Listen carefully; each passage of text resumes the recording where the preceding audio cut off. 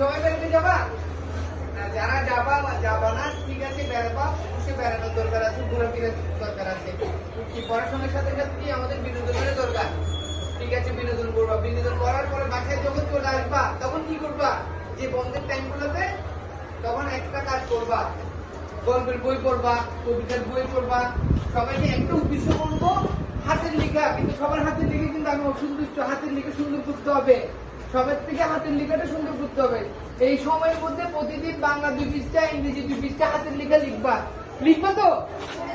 আমি কিন্তু লেখার প্রতি এবারে সামনে যোগ দিব, কিন্তু হাতের লেখা সবার সুন্দর না, কিন্তু সেই জন্য বলবো সবাই হাতের লেখা লিখবা।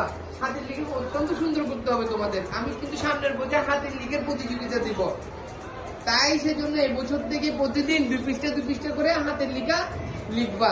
এবং তার সাথে সাথে তোমরা কি করবা? এই গল্পের বই, যা এই কবিতার বই, এগুলো পড়বা। এগুলো পড়লে কি হয়? জ্ঞান চর্চা হয়। জ্ঞান চর্চা হয় না?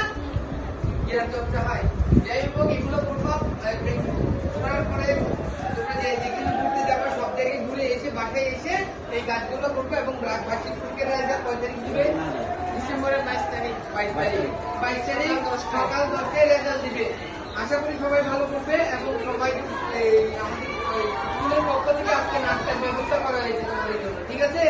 এবং সবাই সুন্দরভাবে চলবা, বাসায় সুন্দরভাবে থাকবা, মা বাবার কথা শুনবা, সব জায়গায় সুন্দরভাবে চলাফেরা করবা, ঠিক আছে? আমি আর বেশি কিছু বলবো, সবাইকে ধন্যবাদ, ঠিক আছে?